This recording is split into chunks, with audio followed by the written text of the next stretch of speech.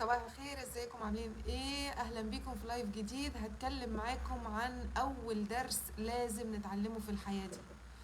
مهم نفهم ان ربنا سبحانه وتعالى حط لنا دروس كتير في القرآن الكريم علشان خاطر نمشي عليها ونعملها لو احنا حابين ان احنا نطلع من دايرة الارض دي، او من الوضع اللي احنا فيه ده. اول حاجه واهم حاجه لما ربنا سبحانه وتعالى نزل القران على الرسول عليه الصلاه والسلام، اول قاعده علمها لنا هي كانت في سوره العلق. وقال لنا ايه ربنا سبحانه وتعالى؟ قال بسم الله الرحمن الرحيم، اقرأ باسم ربك الذي خلق، خلق الإنسان من علق.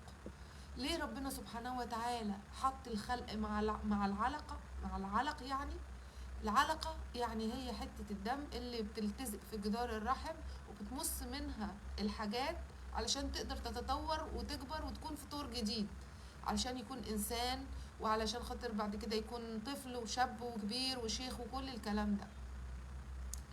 الإنسان من طبيعته إنه هو بيتعلق بالأشياء. يعني إيه بيتعلق بالأشياء؟ يعني علشان يعيش لازم يتعلق بشيء. عشان كده ربنا سبحانه وتعالى حط لنا في سورة العلق قال ايه؟ قال اقرأ باسم ربك الذي خلق، خلق الإنسان من علق. علشان ايه؟ علشان تفهم تتعلق بايه، علشان تركز اللي اتعلقوا بغير ربنا حصل لهم ايه، علشان تفهم وتدرك ان انت لما بتتعلق بشيء بتورث هذا الشيء لأجيال وأجيال وأجيال من بعدك. ولما يجي فضل الله على الإنسان ده وقتها مش هيقدر يعمل الا اللي هو اتعود عليه واتبرمج عليه من الجدود بقى والاباء وكل الكلام ده. علشان كده مهم جدا نفهم احنا بنتعلق بايه. الحياة فيها مغريات كتيرة قوي، كتير. فيها مغريات زي مثلا المال، زي حب السلطة، زي حب مثلا الأولاد، زي حب مثلا إنك يكون لك شأن عظيم، بيوت، أملاك، كل الحاجات دي. ولكن ربنا ما بيبصش للحاجات دي كلها خالص خالص. دي مش في حسابات ربنا سبحانه وتعالى. حسابات ربنا هي إنك ترجع له بقلب سليم، قلب محب، لا أذى حد ولا تعدى على حدود حد ولا ظلم نفسه ولا ظلم غيره. فاذا احنا جينا الارض دي ليه؟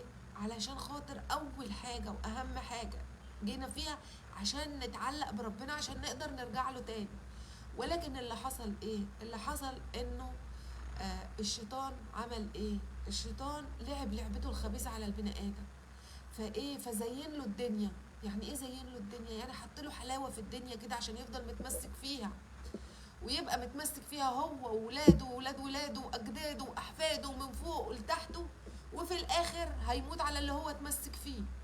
فيجي ربنا سبحانه وتعالى يحط لك امثله في القران، يقول لك بص، يعني انت اقرا باسم ربك، اقرا بالاستفتاح باسم ربنا سبحانه وتعالى عشان تفهم انه اللي اتعلق بغير ربنا جراله ايه. يعني اللي اتعلق بالمال، اداك مثال لي قارون، لما اتعلق بالمال اللي حصل ايه؟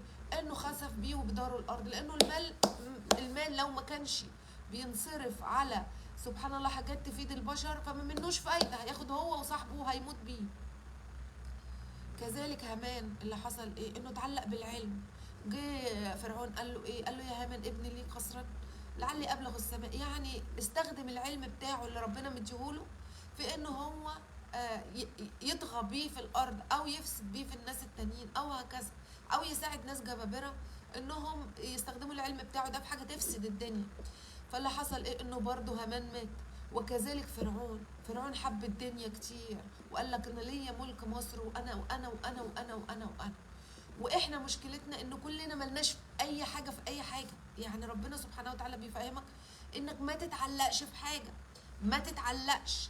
وحتى الانبياء والصالحين ده كان اختبارهم الاساسي، ده كان اختبارهم الاساسي انك لا تتعلق باي شيء. كن زي الميه بالظبط، زي الميه. مش احنا مخلوقين من ميه؟ الميه تشيل على ظهرها الحاجات او تشيل في باطنها الحاجات، ولكنها ما بتحتفظش بالحاجات ابدي. حتى البحر او كلام زي كده بيجي له وقت بتلاقيه بيعمل زي حاجه حيض كده، فيطلع سمك كتير اللي مش محتاجه، يطلع اللي هي المخلوقات الاعشاب البحريه، الحاجات اللي مش محتاجها. ولكن اللي بيبقى في البحر ايه؟ اللي بيبقى في البحر الحاجات اللي تفيده. فلازم احنا نتعلم ان احنا لما نتعلق بالحاجات اللي تفيدنا، وهي كل شيء بنعمله يكون لوجه ربنا سبحانه وتعالى. فحتى الانبياء والصالحين لما ربنا حب يختبرهم، اختبرهم في ايه؟ في اولادهم. زي سيدنا ابراهيم قال له روح روح اذبح ابنك، عشان يشوف هو مخلص لربنا ولا لا. اختبر سيدنا يعقوب في سيدنا يوسف لما قعد حزنان عليه ومتضايق انه ابني وازاي ويا رب ويعيط لغايه لما بيضت عينه من الحزن، لانه الفقد التعلق الشديد، لما بتفقد الشيء بتحس بحزن رهيب. وده حصل مع سيدنا محمد عليه الصلاه والسلام لما جاله عامل حزن، وسبحان الله فقد زوجته وفقد احب الناس على قلبه. فاللي حصل ايه؟ انه جاله حزن شديد، ولما حزن شديد ربنا قال له لا ما تتعلقش في الدنيا، تعالى انا هوريك عندي حاجات احسن كتير من الدنيا ومن اللي فيها. ولكن الانسان للاسف بينسى، الانسان بينسى. ولكن يجي ربنا سبحانه وتعالى يبعت لك اختبارات تاني، يقول لك ها انت عايز الدنيا ولا عايز الاخره؟ انت عايز ايه؟ عايز تقعد هنا عند المال والولاد والبنون؟ هخليك انت موجود وتوارث كل اللي بتعمله دوت، وفي الاخر مسيرك مش عندي، لان انت اخترت هذا الشيء. اخترت ان انت تكون عبد للدنيا، واخترت ان انت تكون عبد للفلوس، واخترت ان انت تكون عبد لاولادك، واخترت ان انت تكون عبد لنفسك، واخترت ان انت تكون بعقلك ماشي بعقلك ومش عايز تسجد للي انا قلت لك عليه. فبالتالي النهايه بتاعت كل ده لازم الم وعذاب، لازم الم وعذاب، لان هذا اختيارك. وما بنقدرش نفهم ده الا بعد فوات الاوان. يعني مثلا انا عندي 50 سنه دلوقتي، عشت 50 سنة كل اللي بعمله ان انا بحاول ان انا اجمع فلوس، ان انا اتجوز، ان انا اربي ولادي كويسين، ان انا كذا. ولما جه ربنا سبحانه وتعالى امرني بان انا اعمل شيء معين كويس، اللي حصل ايه؟ اللي حصل ان انا قعدت افكر. المفروض ما افكرش، المفروض لما الانسان ربنا يامره بشيء يعمل الشيء بتسليم تام، زي ما عمل سيدنا ابراهيم اما قال له اذبح ابنك، راح وهو مسلم تسليم تام لربنا سبحانه وتعالى، عشان هو عايز ربنا سبحانه وتعالى، عشان هو عايز الاخره، عشان هو عايز انه ربنا يرضى عنه، لان ربنا عنده الخير الكتير. ولكن اللي بيحصل ايه يا جماعه؟ اللي بيحصل ان احنا بنتعلق بالاشياء كتير، وبعدين لما يحصل انفصال نتأزم ونتضايق ونتألم، وازاي هو عمل فيا كده، وازاي وانا راعيته وكذا وكذا. ما انا من الاول لازم افهم ان انا المفروض ما اتعلقش باولادي، المفروض ما اتعلقش بفلوس، المفروض ما اتعلقش بمنصب، المفروض ما اتعلقش باي شيء. جه الشيء الحمد لله والشكر، واشكر ربنا عليه، لان احنا مشكلتنا كمان ان احنا نسينا نشكر ربنا على النعم. فبنصحى طول اليوم عندنا اولادنا كويسين الحمد لله، لا نقرفهم في عيشتهم بقى. عندنا زوجنا كويس وبصحه كويسه، لا نقرفه بقى، انت ما بتجيبش، انت ما بتعملش كذا، شكوى شكوى شكوى شكوى شكوى. ما بقيناش نحمد ربنا ونشكره على النعم اللي ربنا مديها لنا. وبالتالي لازم يحصل لنا اختبارات، يا اما في الولاد، يا اما في الصحه، يا اما في المال، يا اما في نفسك، في طاعه ربنا سبحانه وتعالى لازم. ولا الا ربنا سبحانه وتعالى هيعرف اللي بيحبه من اللي ما بيحبوش.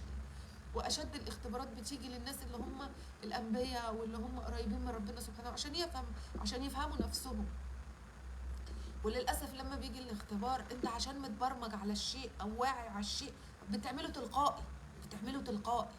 فاللي بيحصل ايه؟ انه انت بعدين بتستوعب انه اللي انت عملته ده ما كانش المفروض يتعمل. بس ربنا من رحمته يعمل ايه؟ يديك فرصه تسترجع كويس، زي ما حصل مع مين؟ زي ما حصل مع ابليس لما ربنا سبحانه وتعالى امره بالسجود لادم. السجود لادم يعني ايه؟ يعني خدمه ادم، يعني مساعده ادم، يعني يدي الحب والاهتمام لادم علشان يؤدي رسالته في الارض دي. ورساله ادم في الارض هي عباده ربنا سبحانه وتعالى، وان هو يعمل الصالح عشان ربنا يمكنه في الارض هو وذريته.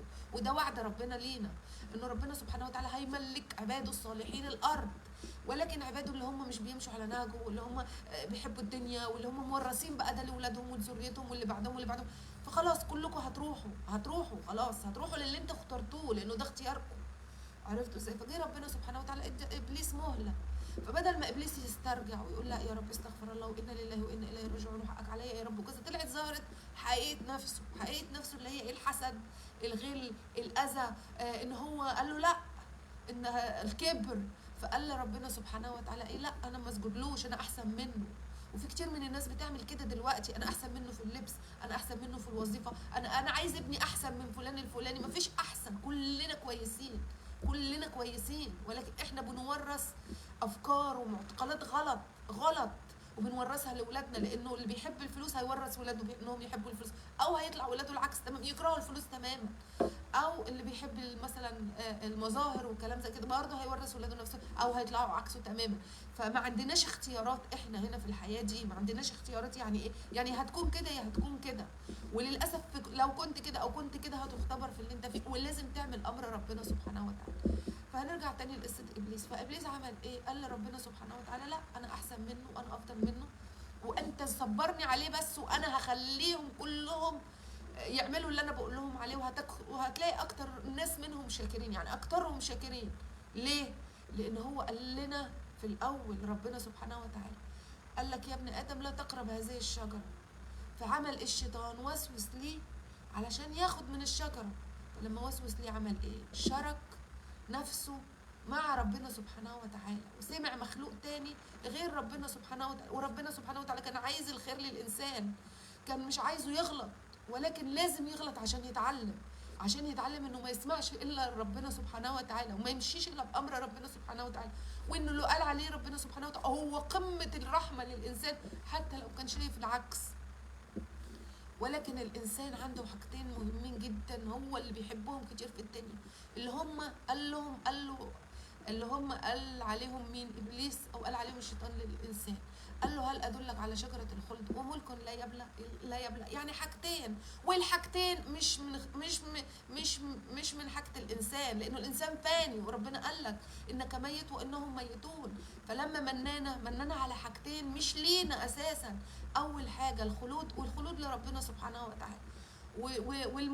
الملك لوحده لله. حتى المشكله ان انت تلاقي في القران في ملوك كتير كانوا جبابره وكانوا مش كويسين وكانت نهايتهم سودة، وفي ملوك تانيين زي سيدنا سليمان وزي بلقيس ملكة سبأ وكذا، ربنا اداهم كل النعم وبالتالي كانوا شاكرين وحامدين لفضل الله سبحانه وتعالى. فاحنا المشكله في ايه يا جماعه؟ المشكله ان احنا عايزين نتعود ان احنا نشكر ربنا على كل شيء، كل شيء. ليه؟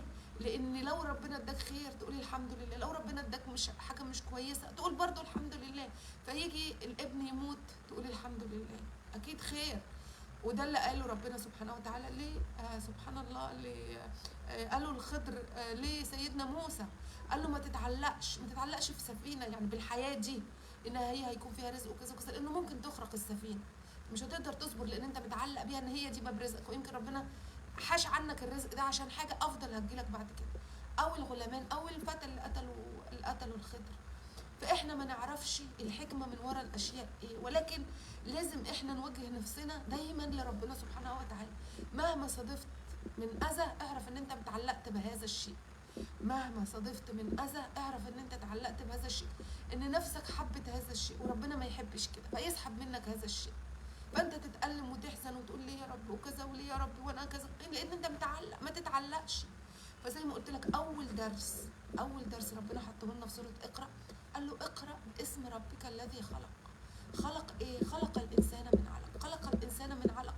انسان بيتعلق بحاجتين، ان هو عايز يحس انه خالد في هذه الحياه، فيبدا يعمل بيوت ويبدا يعمل كذا ويعمل كذا، وينسى الاتصال بربنا سبحانه وتعالى عشان يعرف الهدف الاساسي من وجوده في الارض ويعمله. لانه ممكن ربنا يبلغه بالهدف الاساسي اللي هو بسببه اتخلق في الارض دي وما يرضاش يعمله. ليه ما يرضاش يعمله؟ لانه خايف على نفسه، يخاف على نفسه من الاذى، يخاف على نفسه ان هو يموت، يخاف على نفسه. وعشان كده تلاقي الانبياء والصالحين اي تكليف بيجي لهم من ربنا سبحانه وتعالى بيعملوه فورا من غير تفكير، من غير تفكير. وستات او رجاله، وستنا مريم كانت اكبر دليل على كده. ان ستنا مريم عملت ايه لما ربنا قال لها ان انا هديكي غلام؟ ازاي وهي المتدينه اللي قاعده في الدير اللي طول النهار ازاي انا اعمل كده؟ ولكن ولما جت تخلف قالت يا ريتني مت وكنت ناسيا منسيه، يعني يا ريتني ما كنتش موجوده في الحياه دي خالص. انه ابتلاء ربنا عظيم على الانسان، انه يواجه نفسه، يواجه تخليه عن نفسه، انه لازم يواجه تخليه عن نفسه قدام ربنا سبحانه وتعالى. وده شيء صعب على الانسان انه يتخلى عن نفسه، لانه اي شخص بيطلع مثلا بفكره جديده او بشيء جديد او بحاجه جديده لازم هتلاقي الناس كلها بدات تهاجمه وتقتله، ممكن تقتله كمان. لازم يكون هو مستعد لده كويس. وهي دي هي دي هو ده اللي ربنا عايزه. ربنا عايزه ان انت ما تحطش نفسك في مقام ان انت تفضلها على امر ربنا سبحانه وتعالى. عرفتوا ازاي يا جماعه؟ ان انت تتعلق حتى بنفسك، ان انت تتعلق حتى بنفسك. ليه؟ لانه احنا عباره عن ايه يا جماعه؟ احنا عباره عن روح ونفس. النفس اكتر ارتباطها للارض لانها اتخلقت من الارض واتخلق، ولكن الروح هي من العالم السماوي، فهي كتير فيها معلومات وفيها بيانات وبتساعدك وبترشدك، وربنا بعت الروح معاك عشان تدلك على طريق الرجوع. ولكن الاغلب متعلق في النفس، متعلق في ان هو زي ما قلت لكم البيت، الولاد، الاكل. يعني بقول لكم انا وصلت ل 50 سنه ولسه دلوقتي لما مسكت القران الكريم وبدات ربنا من عليا ان انا اقرا وكذا، عرفت ان انا كل السنين اللي فاتت دي ولا حاجه عند ربنا، ولا حاجه، ولا حاجه، ولا حاجه. ليه؟ لان انت مطلوب منك ان انت اول حاجه ان انت تعرف الاله اللي بتعبده ده اصلا، ان انت اساسي. المفروض حتى بيقول لك وقت سيدنا ابراهيم لما قعد يبص كده على الاصنام اللي بيعبدوها وكذا، ده انت لازم من سن الفتيانه يعني بدري عشان تقدر تجي لك الرسائل بدري من ربنا ويحصل الاتصال بدري مع ربنا سبحانه وتعالى، وتعرف رسالتك في هذه الحياه وتعملها، لان انت لازم تعملها لو ان انت عايز ترجع لربنا سبحانه وتعالى. والا المشكله هتفضل عالق في البرزخ ده لغايه لما يجوا اولادك واحفادك واولادك واحفادك، ويفضل ربنا سبحانه وتعالى يبعت منهم صالحين عشان يعملوا ويخافوا برضه وما يرضوش يأدوا الرساله، وتفضل انت وذريتك عالق لغايه لما يجي واحد وربنا سبحانه وتعالى يمن عليه ان هو يبقى عنده ان هو يقبل عرض ربنا ده بانه ياخد السلسال ده كله معاه بفضل ربنا سبحانه وتعالى، ويتبع امر ربنا سبحانه وتعالى وياخد السلسال بتاعه ده كله بفضل ربنا للجنه. عرفتوا ازاي؟ فيجي ربنا سبحانه وتعالى يقول لنا ايه؟ يقول لنا اتقوا النار التي وقودها الناس والحجاره اعدت للكافرين. ويقول لنا ايه كمان ربنا سبحانه وتعالى؟ يقول لنا اتقوا النار. الايه بتقول انه اتقوا النار واهليكم واولادكم، او يعني انه فيما معناه انه انت وذريتك تقيها بانك انت تعمل صالح علشان يجي من ذريتك حد صالح ومؤمن بربنا سبحانه وتعالى فعلا، ويقوم يعمل الرساله اللي ربنا امره بيها. وزي ما قلت لكم النفس بتكون متعلقه جدا بالدنيا وكده، فالانسان بيعتقد ان هو معمر ابد الابدين، فبيحس ان هو لا مش هيموت وازاي وكلام زي ما يدركش الا لما يجي له الموت بغته بقى. لما يجي الموت بغته فيقول يا ليتني قدمت لحياتي لنفسي ولذريتي من بعدي. ولكن احنا زي ما قلت لكم للاسف بنكون كتير متعلقين باشياء هي اوريدي مش لينا، يعني اوريدي مش لينا. كل دي زينه ليه؟ لنبلونكم، عشان ربنا يبلينا مين فينا احسن عمل، مين هيتنازل عن كل ده، مين هيتنازل عن كل ده عشان رب العالمين. عرفتوا ازاي؟ ودي حاجه كبيره ان انت تتنازل عن ولادك، تتنازل عن نفسك، تتنازل عن افكارك، تتنازل عن كل شيء عشان ربنا، وان انت ما تتعلقش بولا شيء وتعمل اللي ربنا قال لك عليه. فهرجع تاني لابليس. لما ابليس ربنا سبحانه وتعالى امره ان هو يسجد لادم، اللي حصل ان ابليس عمل ايه؟ ابى واستكبر وقال لك لا انا احسن منه ومش هسجد له، ففي عصيان لامر ربنا سبحانه وتعالى. فقال له خلاص خليني لغايه لما انا، وكمان مش انه عصى ربنا واسترجع وعمل، او حتى ربنا شاف فيه ان هو ممكن بيحاول ان هو يصلح. عرفت ازاي؟ ولكن اللي حصل انه عمل ايه ابليس؟ ان هو غوى كتير من الناس على المشكلتين الابديتين اللي اتعلق فيهم البني ادم، اللي هو الخلود، فيعمل بيوت وقصور ومش عارفه ايه وزينه، ويطلعوا كل يوم بميك اب، ويطلعوا كل يوم مش عارفه ايه، ويطلعوا يوروكوا زينه. ابتلاء عظيم احنا فيه دلوقتي، لانه الناس كتير مش لاقيه تاكل، وناس كتير تعبانين، وناس كتير مش لاقيه، ودول طالعين. مش بقول كده علشان خاطر هم، لا هم حرين، يمكن ان هم بيعملوا اعمال احسن مننا مليون مره، ولكن ده استدراك كتير للنفس، ان النفس طبعا بتحب تلبس وبتحب تعمل وبتحب فهتختبر في اللي بتحبه اكيد. عرفتوا ازاي؟ او قال لك حاجتين، اللي هو الخلود او ان انت يعني تكون ملك على ايه، يعني انت عايز تعيش بدماغك بقى، يعني تروح تزني عادي، تروح تسرق عادي، تروح تاخد حق مش حقك عادي، وتنسى ان كل اللي انت بتجمعه ده هو موجود وبتورثه في جينات ولادك. انت عشان كده الشيطان قال لربنا ايه؟ هخويهم هم وذريتهم وهتلاقيهم اكترهم شاكرين. لا، الذريه اهم حاجه، ولادنا اهم حاجه، لازم نعمل صالح عشان ولادنا، ليه؟ لانه انا زي ما قلت لكم ان احنا بنخلف ذريه ورا ذريه ورا ذريه ورا ذريه ورا ذريه ورا ذريه، وبيجي اوقات ربنا سبحانه وتعالى بيبعت في واحد من الذريه دي صلاح معين، انه يبلغ رساله معينه، او ان هو يقول للناس اتقوا ربنا، او ان هو يدعي ربنا، او كلام زي كده. فاللي يحصل ايه؟ ان الشيطان يلبس عليه اللي هو بيحبه، فيبطل يعمل اللي ربنا قايل، فياخد السلسله دي بدل ما ياخده لربنا سبحانه وتعالى، لا يسقط بيه في العذاب والمعاناه. عرفتوا ازاي يا جماعه؟ فلما ربنا يكتب لنا القران ويقول لك اقرا القران، اقرا عشان تتعلم، عشان تتعلم، عشان تتعلم، لازم تتعلم، لازم الانسان يتعلم، لازم الانسان يتعلم انه ما فيش الا اله واحد بس. لازم اول حاجه انه ربنا واحد احد، وانه انا لجوئي ليه في الاخر. عشت 50 سنه، عشت 60 سنه، عشت 10، اللي جاي مثلا مهما كان انا لازم يكون تعلقي بربنا سبحانه وتعالى. قال لي ايه ربنا سبحانه وتعالى؟ اعمله وادعي انه اقول له يا رب ان ساعات بقدر وساعات ما بقدرش، ولا يكلف الله نفسا الا وسعها. عرفتوا ازاي؟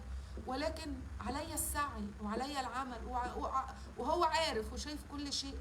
عرفتوا ازاي؟ ولكن ان انا مثلا اقعد اتعلق والاقي نفسي هوب مرضت، لا قدمت ولا تصدقت ولا عملت صالح ولا عملت. طب انا هورث ولادي ايه؟ هورث ولادي شويه بيوت، هورث ولادي شويه فلوس يستروهم، هيستروهم في الدنيا، ولكن الاخره اللي هي الباقيه الابديه دي، الباقيه الابديه دي هيورثوا مني فيها ايه؟ بصلي بصوم، دي اقل مرتبه من مراتب الاتصال بربنا سبحانه وتعالى، اللي هي الصلاه اللي هم قعدوا يقولوا لنا عليهم طول الوقت. ده في خطوات كتيره قوي قوي قوي قوي قوي علشان خاطر نقدر نطلع ونتصل بربنا سبحانه وتعالى، ولازم نتعلمها ونعرفها عشان نعملها، لان احنا ما بنعملهاش. والمشكله ان احنا عشان مش عارفينها، وعشان مش قاريين القران ومش متعلمين، بنورث اللي احنا اعتقدنا ان هو صح، وفي الاخر محدش فينا بيطلع في ذريته حد مثلا ينبأ عن ربنا سبحانه وتعالى، او يتكلم عن ربنا سبحانه وتعالى، او يكون انسان سبحانه وتعالى سبحان الله عنده العلم من ربنا. لانه انا ممكن اكون بتكلم عن ربنا سبحانه وتعالى، ولكن ما عنديش العلم بتاع من عند ربنا سبحانه وتعالى. زي مين؟ زي مثلا سيدنا عيسى. سيدنا عيسى كان عنده الكتاب، العلم بتاع ربنا. قال له انا عندي، قال له في المهد، وكلنا كده، كلنا عندنا العلم احنا هنعمل ايه في الارض دي بالظبط، زي سيدنا عيسى بالظبط. لما ربنا سبحانه وتعالى قال، لما جت ستنا مريم وكانت ساكته وكده، فقالوا لها ازاي نكلم ده في المهد يعني ده لسه بيبي. فقال انا عبد الله اتاني الكتاب وجعلني نبيا، يعني انبأ عن ربنا سبحانه وتعالى، واداني الكتاب، يعني اداني الاصول بتاعت ازاي نمشي في الارض دي والحياه دي. ولكن كلنا كده، كلنا ربنا سبحانه وتعالى في عالم غير هذا العالم قال لك انت يا فلان هتعمل كذا، وانت يا فلان هتعمل كذا، ولكن احنا جينا هنا نسينا الوعد اللي بيننا والعهد اللي بيننا وبين ربنا سبحانه وتعالى، وفسقنا عن العهد، والفنا تاليف، وفلان وعلتان وترتان قعد عمل لك مؤلفات ومجلدات، ويلا يلا يلا يلا وكل الناس وراه، ونسينا القران نمسكه اللي هو العهد او العقد اللي بيننا وبين ربنا سبحانه وتعالى. هو ده العقد اللي بيننا وبين ربنا سبحانه وتعالى، ازاي نمشي في الارض دي. فاللي حصل ايه؟ ان احنا سيبنا الكتاب واتبعنا الناس، ولما اتبعنا الناس ليهم هوى، ربنا ملوش هوى. ربنا مش هيقول لك مثلا ان انت اعمل كده عشان مصلحتي. الناس ليهم مصالح، كل واحد ليه مصلحه، وكل واحد بيتكلم جزء من اللي بيتكلمه ليه مصلحه، ولكن ربنا ملوش مصلحه في اي حاجه الا انك ترجع له بقلب سليم. وده اللي بيعلمه لك في القران الكريم، اللي كل الناس او اغلبهم بيمسكوه ويحفظوه، يشوفوا التجويد، يشوفوا النحو، يشوفوا ده قصده، ولكن ما فيش الا قليلين قوي اللي بيتدبروا هذا الكتاب العظيم اللي بيديك فيه ربنا سبحانه وتعالى ازاي تفك تعلقك من الارض الفانيه وتتمسك بالله الباقي، ازاي تمشي الصالحين. قال لك ايه ربنا سبحانه وتعالى في اول سوره البقره؟ بسم الله الرحمن الرحيم، الف لام ميم، ذلك الكتاب لا ريب فيه هدى للمتقين الذين يؤمنون بالغيب ويقيمون الصلاه. ليه قال الغيب ربنا سبحانه وتعالى؟ ليه قال الغيب؟ لانه الغيب هو اللي هيجي لك منه البيانات، وهو اللي هيجي لك منه التنزيلات بتاعت ربنا سبحانه وتعالى علشان تقيم بيه الصلاه في هذه الارض. الصلاه يعني ايه؟ يعني الاتصال اللي بيني وبين ربنا سبحانه وتعالى عشان ابقى ادي العلم اللي ربنا اداهولي، مش العلم الارضي، مش العلم. احنا مش جايين هنا عشان ناخد علم ارضي، احنا جايين هنا ناخد علم سماوي من ربنا سبحانه وتعالى، ولكن لن ناخذ هذا العلم السماوي واحنا معلقين انفسنا بحاجات تانية غير تعلقنا بربنا سبحانه وتعالى. واوعى تفتكر ان انت هيحصل تعلق بينك وبين ربنا سبحانه وتعالى، والشيطان مش هيخش عشان خاطر يفسد لك كل شيء، هيخش عشان يفسد لك كل اتصال بينك وبين ربنا سبحانه وتعالى. ولكن رحمة ربنا وسعت كل شيء، وإنه ربنا سبحانه وتعالى أكيد بيبقى عارف عباده، وبيبقى عارف إنه ممكن يكون فيهم سبحان الله ضعف أو بينجروا يعني. عرفتوا إزاي؟ فإذا الموضوع كالتالي يا جماعة، القاعدة الأولانية والأساسية والأزلية اللي لازم نفهمها. أول حاجة ربنا قال لك اقرأ باسم ربك الذي خلق. باسم ربك يعني هو بسم الله الرحمن الرحيم. عشان كده قال لك لما تقرأ القرآن استعذ بالله من الشيطان الرجيم واقرأ بسم الله الرحمن الرحيم. عشان ايه؟ عشان بسم الله الرحمن الرحيم يعني انا بأذن لنفسي ان انا اكون مسلمه، وبأذن لنفسي ان انا اكون مؤمنه، وبأذن بنفسي ان انا افهم بأذن لنفسي ان انا اتعلم تعاليم ربنا سبحانه وتعالى علشان اكون من عباد ربنا المحسنين، علشان اكون محسن في هذه الارض واقدم تعاليم ربنا اللي علمها لي. القرآن الكريم عباره عن طبقات طبقات طبقات طبقات طبقات. فطول ما احنا عايشين كل ما هيحصل اتصال مع ربنا سبحانه وتعالى هينزل لنا معلومه مع ناس. اعرف ازاي المعلومه دي كويسه ولا مش كويسه؟ ما انا لازم اقرا القرآن وافهم عشان اعرف ان كان الانسان ده بيفتي من دماغه ولا الانسان ده فعلا نازل بمعلومات من عند ربنا سبحانه وتعالى. فلما بتجيلك المعلومه لازم تبلغها، ما ينفعش ان انت تخفي المعلومه، لان انت لو خفيت المعلومه هتكون انت انسان ظالم لنفسك. ليه؟ لانه ربنا بينزل كل شيء بقدر، زي ما بينزل المطره كده بينزلها بقدر، كذلك بينزل المعلومات بقدر. فالكتاب ده العظيم ده مليان معلومات، وربنا بينزلها اغلب الوقت على العباد اللي هو بيختارهم. ولكن في بعض العباد ما بيحبوش يخوضوا في كده. ليه ما بيحبوش يخوضوا في كده او بيبعدوا عن كده؟ ودول ظالمين لنفسهم ولذريتهم كمان، دي المشكله. ليه ما بيعملوا كده؟ لانهم ممكن يكونوا متعلقين بالدنيا، خايفين على نفسهم، ما بيحبوش يخشوا في مهاترات، ما بيحبوش يواجهوا الناس، حاجات كتيره قوي. فكل ده انواع من انواع الشرك مع ربنا سبحانه وتعالى. فيجي ربنا سبحانه وتعالى يقول لك اول حاجه ايه؟ اقرا باسم ربك الذي خلق. اقرا ربنا خلق ايه؟ خلق ده وخلق ده، خلق الطائع لربنا سبحانه وتعالى اللي بيعمل بالرغم من ان هو ممكن ما يكونش جوه نفسه عايز يعمل، بس هيعمل علشان ربنا امره بكده وكده. والتاني اللي هو بيرفض. جالك سيدنا موسى ربنا سبحانه وتعالى نزل عليه في جبل الطور وقال له يا موسى اني انا الله لا اله الا انا، فخلاص سلم نفسك ليا واخلعنا عليك انك بالوادي المقدس طوى. يعني اخلع كل الافكار وكل المعتقدات ونفسك وكل حاجه وسلم نفسك ليا، لان انا عارف الطريق، انا هقول لك الطريق امشي بيه. وبعدين روح لمين؟ لفرعون وقول له كلام هين لين. قال له يا ربنا انا بخاف عشان هم كانوا اذوني كتير وكلام ده كده. قال له ما تخافش انا معاك بسمع وبعد. حصل التسليم سيدنا موسى. ولكن لما راح لفرعون اللي حصل في فرعون ايه؟ لانه فرعون كتير دنيوي ونفسه كتير اماره بالسوء ومتعلق بهذه الدنيا. فاللي حصل ايه؟ ان هو لما راح له موسى اذى موسى واذى اهله واذى الدنيا، وكان بيقتل الناس وكان بيعمل فساد وبيبغى في الارض وكل الكلام ده. وكلنا فينا من فرعون ده بشكل او باخر، كلنا فينا من فرعون ده بشكل او باخر. في منا اللي بيظلم زوجته، في منا اللي بيقتل احلام ولاده، في منا اللي بياخد حقوق اهله او حقوق اخواته. احنا كل شيء اتكتب في القرآن هو حق، كل شيء اتكتب في القرآن هو حق. ولكن ربنا حاطط لنا الامثال. يعني ايه امثال؟ يعني عشان اشوف المثل ده ايه واطبقه على نفسي انا بعمله ولا لا. ما انا لو انا مثلا باخد حق مش حقي يبقى معنى كده ان انا بظلم. واللي بيظلموا ربنا قالها لك صريحه في القرآن لا ينال عهد الظالمين.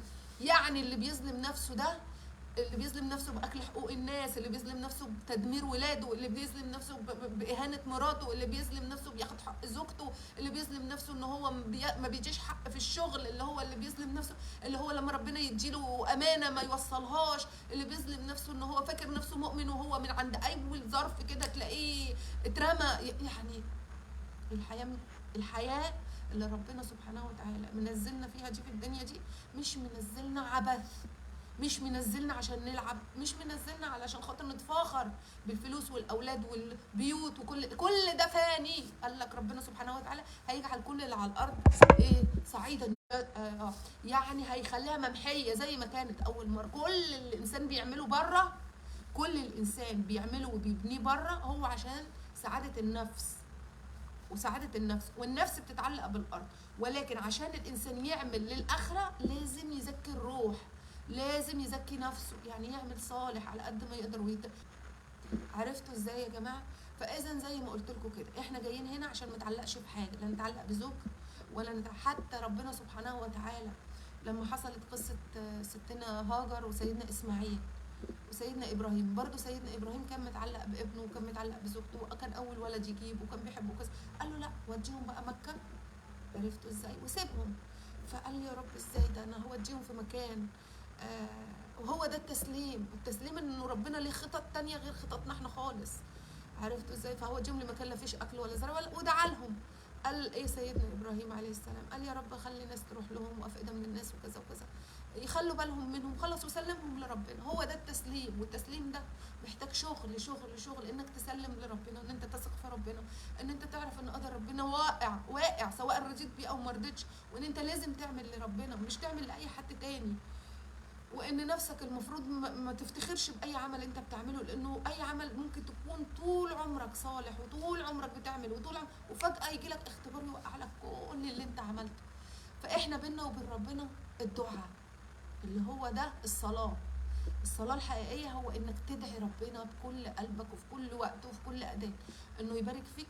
اللهم اجعلني مقيم الصلاه ومن ذريتي، ده دعاء سيدنا ابراهيم. مقيم الصلاه يعني ايه؟ ما كانتش اتفرضت لسه الصلوات الخمسه وقت سيدنا ابراهيم، ولكن كانوا هم بيصلوا وقت اللي هو في التسابيح او وقت شروق الشمس والغروب، او ان هم بيصلوا يدعوا ربنا ولكن هي اساس الصلاه هي الدعاء. هتلاقوا كل الانبياء كل الرسل محدش عمل المجهود العظيم الا بعد ما امنوا واحسنوا في العمل، ان هم راحوا قدموا الخير بتاعهم للناس زي سيدنا موسى وهكذا.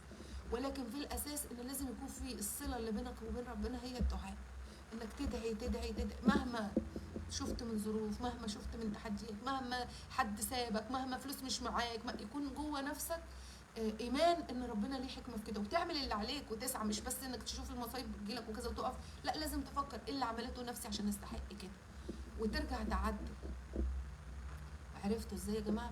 فاذا مهم جدا ان احنا اول حاجه نقرا القران ونقرا باسم ربنا سبحانه وتعالى، وبعد كده ندعي ربنا سبحانه وتعالى انه يعلقنا فيه، مش في اي حاجه تانية في الدنيا. ندعي ربنا انه يعلقنا، يكون كل تعلق قلوبنا بيه، مش بالدنيا ومش بالولاد ومش باي حاجه تانية. الولاد كويسين موجودين اوكي، مش موجودين سافروا واتجوزوا جرالهم حاجه كذا راضيين. ولكن اللي بيحصل ايه؟ تلاقي واحده مثلا عندها 60 سنه او 50 سنه ولسه بتتصل بابنها اللي عنده 38 سنه او 39. هي مراتك عملت لك ايه؟ هي مش عارفه. طب انت ليه بتعملي كده؟ بتعمل كده لان هي متعلقه في ابنها كتير، وهي متخيله انه اي حد هيفسد ابنها او هيبعده عنها او كذا او كذا، فتبدا هي تفسد في ابنها، ويبدا بعد كده يكره بيته ويكره مراته ويكره حياته، ويحس انه في مش عارف يوازن بين ده وبين ده وبين ده. ولما يتعلق بالام هيخرب على الزوجه، ولما يتعلق بالزوجه هيخرب على الام. لكن لما يتعلق بربنا سبحانه وتعالى هيقول لك ان الام ليها حقوق والزوجه ليها حقوق، ولازم تدي لكل واحد حقوق، وعشان هتتحاسب على الاثنين، هتتحاسب على زوجتك وهتتحاسب على امك. مفيش حاجه اسمها انا امي ببرها فاحرم زوجتي او احرم ولادي، مفيش حاجه اسمها كده، مفيش حاجه اسمها كده. في ده ليه حق وده ليه حق. ويوم ما هتتقام الموازين هتتقام، الزوجه هتيجي وهتقول لك الراجل ده ما كانش بيصرف عليا عشان كان بياخد الفلوس يديها لامه، او الراجل ده ما كانش بيديني وبيهتم بيا علشان خاطر كذا كذا كذا. وكلنا يوم القيامه هنكون كده، كل واحد بيستنى اي حاجه علشان يقدر ياخدها ويعدي من اللحظه دي، اللحظه ان انت تقف بين ايدين ربنا ويسالك انت ظلمت نفسك ليه؟ لان انت لما تظلم شخص هو انت بتظلم نفسك. ليه بتظلم نفسك؟ لانه هيسالك على حقه، لانه هيسالك على حقه. ولما يسالك على حقه وانت ما اديتلوش حقه يبقى انت كده ظلمت نفسك، لان انت كده قدام ربنا ظالم. فلما تيجي انت ظالم وكل الكلام ده، ويجي ربنا سبحانه وتعالى يقول لك طب انت ما اديتش حق اولادك، طب انت ما اديتش حق مراتك، طب انت كنت متعلق بالفلوس، طب انت كنت متعلق بالمنصب، طب انت كنت متعلق بكذا، طب انا كنت فين في حساباتك؟ ما فكرتش ليه؟ عرفت ازاي؟ ما تعلقتش بيا ليه؟ عشان انجيك من الدنيا وفتنها، لان الدنيا مليانه فتن، مليانه فتن، وهنفضل نفتتن لغايه اخر لحظه من عمرنا. فلازم نكون واعيين ان يكون تعلقنا الوحيد بربنا وبكتابه. نشوف المنهج، الكتاب ربنا قايل لنا ايه؟ انت وبالوالدين احسانا، اوكي يبقى انا احسن لامي ولابويا مهما كبروا وكذا وكذا، واولادي احسن لهم، زوجتي احسن لها. وابدا من القاعده الاساسيه الاوليه اللي هي الاسره بتاعتي، وبعد كده ابدا للشغل، وبعد كده ابدا للمجتمع، وبعد كده، وتبقى تسلسل تسلسل تسلسل لو احنا عايزين فعلا ان ربنا يعفي عنا. ولكن دلوقتي انتوا شايفين كل واحد بيفكر في نفسه، كل واحد بيغلي الحاجه الاسعار الثلاث اضعاف والاربع اضعاف، وما يفكرش في الغلبان المسكين اللي مش لاقيه ياكل. كل واحد قاعد شاغل نفسه بنفسه ومش مهتم بجاره ولا مهتم بحد وكذا. ولما بيبقى الانسان بيوصل للمرحله دي ان هو كتير متعلق بالارض، تبدا الارض تعمل ايه؟ تعمل زلزال. ليه تعمل زلزال؟ عشان تقول لك فوق، انت ما بتعملش لربنا، انت بتعمل لنفسك. فلازم ترجع وما تتعلقش الا بربنا سبحانه وتعالى. فالنهارده حبيت اتكلم معاكم عن موضوع التعلق، وان انت لازم تبدا تفك التعلق، تعلق بالفلوس، والولاد، بنفسك، بصحتك، وكل الكلام ده، وتتعلق بربنا سبحانه وتعالى بس. ودي مش حاجه سهله، دي حاجه محتاجه شغل، وتدعي كتير لربنا سبحانه وتعالى انه يخلي تعلقك بيه بس، وان انت ما تخافش حد ولا تشركش حد معاه، لان كل ده شرك. يقول لك ربنا سبحانه وتعالى على الابوين يقول ايه؟ ان جاهدك ان تشرك بما ليس لك به علم فلا تطعهما. ده انواع الشرك، شرك الابوين، عرفت ازاي؟ طبعا شرك المال وشرك الفلوس وكل ده شرك شرك شرك شرك شرك شرك ربنا. فربنا يعافينا انا وانتم من الشرك وكده، ويجعل ربنا سبحانه وتعالى قلبنا متعلق بيه، ويجعلنا دايما مهما عملنا نرجع له، مهما عملنا نرجع له، مهما عملنا نرجع له، ونطلب منه انه يدينا قلب سليم، وانه يموتنا على الاخلاص وعلى الايمان وعلى التوحيد. لانه الانسان بيبتلى وممكن في ثانيه يروح كل اللي هو عمله، والمشكله انه لما يروح اللي هو عمله كذلك ولاده نفس الوضع. فتخيلوا مثلا يكون ربنا سبحانه وتعالى يقول لك ايه ربنا في القرآن؟ يقول لك من صلح منهم من اعمالهم واولادهم يدخلهم الجنة. فشوفوا صلاح العمل بيوصل للاولاد. وكذلك لما قال ربنا سبحانه وتعالى في سورة الكهف ان هو كان ابوهما صالح، يعني انه كان الاب صالح، ومن صلاح الاب والام صلح حال الولاد وربنا وقف جنبهم. فاوعى تفتكر ان اي عمل صالح انت بتعمله بيروح، اوعى تفتكر ان اي عمل صالح انت بتعمله بيروح، ده بيقعد لاولادك، ولاد ولادك وولاد ولادك، لغايه لما يجي واحد فيهم يجمع كل الاعمال الصالحه دي، الطاقه بتاعت الصلاحه دي، ويبدا ربنا سبحانه وتعالى يبلغه بشيء لازم يبلغه لهذه الحياه، في هذه الحياه. ويبلغه باشكال كتيره، ممكن يكون الصلاح مثلا ان هو يكون دكتور عظيم، او ممكن يكون هو داعيه لله، او اي حاجه، عرفتوا ازاي؟ ممكن يكون خير كتير. فكل خير الانسان بيعمله سبحان الله بيترد له في اولاده، وبيبقى هو واولاده وذريته في الجنه، لانه ده وعد ربنا سبحانه وتعالى. ولكن الانسان الاناني اللي بيفكر انه يتعلق في الدنيا، اللي ما بيساعدش، اللي ما بيعملش، اللي بيستكبر، اللي بيقول لا نفسي وكل الكلام ده، اللي بيحصل ان ربنا بيمحي كل اللي هو عمله ويخليه هو وذريته اللهم عافينا يا رب العالمين في مكان مش كويس، في مكان مش كويس، لانه هو ده اللي اختاره. وهو بيختار بناء على ايه؟ بيختار بناء على الحاجه اللي هو اتعلق بيها، وهو بيختار بدون وعي منه بناء على الحاجه اللي هو اتعلق بيها. فيقول لك ايه ربنا سبحانه، الرسول عليه الصلاه والسلام ايه؟ انما الاعمال بالنيات وانما لكل امرئ ما نوى. ان كانت هجرته لامراه ينكحها او مش عارفه ايه ودنيا يصيبها وكذا فهجرته لما هجر ايه. يعني انت بتروح للي انت حبيته في هذه الدنيا. فلازم تلحق نفسك، لازم تلحق نفسك، لانه احنا زي ما قلت لكم احنا مش مخلدين، زي ما ابليس قال لنا انه هل ادلك على شجره الخلد والملك لا يبلى؟ لا، كل حاجه بتبلى، جسمك بيبلى، نظرك بيبلى، فلوسك بتبلى، كل شيء بيبلى، والباقي الوحيد هو ربنا اللي بيتعلق بما هو اللي بيديله بقى في العالم الاخر الخلود، وهو اللي بيديله كل شيء، ربنا سبحانه وتعالى. فالنهارده حبيت اتكلم معاكم في لايف عن التعلق ومشكلته الابديه، وان التعلق مشكلته انه بيورثك، بتورثه من جدودك، وبعدين بتورثه لاولادك، والسلسله وبيسحب معاه طبعا كل السلسال بتاع كل الاشخاص اللي هم اتولدوا من نسل هذا الشخص. فعشان كده مهم ننتبه لكل حاجه احنا بنعملها، وندعي ربنا سبحانه وتعالى، لانه مفيش حاجه هتنجينا، مفيش حاجه هتنجينا زي ما نجت سيدنا نوح في السفينه الا الدعاء والاستغفار. استغفروا ربكم انه كان غفارا. احنا بنستهون بالاستغفار، ولكن الاستغفار يعني ليه قوه رهيبه في محي كل الذنوب. لازم على الاقل كل يوم استغفر الله العظيم، استغفر الله العظيم، استغفر، طول ما انت قاعد. لا حول ولا قوه الا بالله، سبحان الله ولا اله الا الله، وكل الكلام ده لازم طول ما انت قاعد تستغفر، طول ما انت قاعد تسبح، طول ما انت قاعد تذكر ربنا سبحانه وتعالى، لان الا بذكر الله تطمئن القلوب. فلما انت تذكر ربنا سبحانه وتعالى ووقت الازمات بالذات، ربنا قادر ان هو ينجيك انت واولادك وذريتك، وهو على ربنا هين. ولكن لما الانسان يستكبر ويمشي بدماغه ويبقى عارف متخيل ان هو اللي بيعمل الصح وهو اللي مش عارف ايه، وهو خلاص بيروح، بيروح وهو اصلا الارض دي كلها، الارض دي كلها بكل اللي عليها، بكل هي بالنسبه لربنا سبحانه وتعالى وملكه، زي ما بنقول كده نقطه رمل. عرفتوا نقطه رمل، ولا شيء، ولا شيء. وقال لك ربنا سبحانه وتعالى في القران انه ممكن يشيل كل الخلق دي ويجيب غيرهم. يعني احنا مش ما نفتكرش نفسنا، نحس جوه نفسنا ان احنا لا لينا قيمه، وان احنا مش عارفه ايه ولا ده احنا ايه، ويسيبنا الكبر ولا وما نعملش. لا، ربنا سبحانه وتعالى قال لك ايه؟ قال لك انت نزلت هنا للعمل، العمل الصالح، تعرف اللي قبلك ايه اللي عملوه مش صالح، وتعرف اللي بعدك عملوا ايه صالح، واللي قبلك عملوا ايه صالح، وتمشي على النهج بتاع اللي قبلك. وانا حاطط لك كل حاجه في القران، فما عندكش ايه، ما عندكش عذر.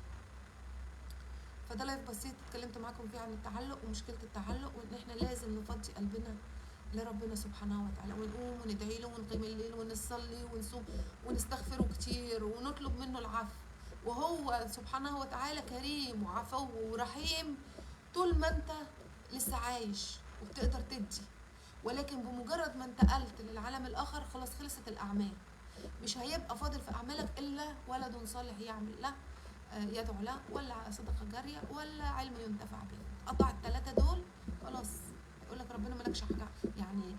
يعني هو ربنا سبحانه وتعالى يعني مش هيقول لك هو قادر انه يخلق لك عمل ويخلق لك منه حاجات جاريه، ولكن انت اللي لازم تعمل ده لنفسك كمان في الدنيا. لازم انت اللي تكون مبادر، ويسارعون في الخيرات. عرفتوا ازاي يا جماعه؟ اتمنى لكم كل السعاده، وشكرا لكم وشكرا لكم.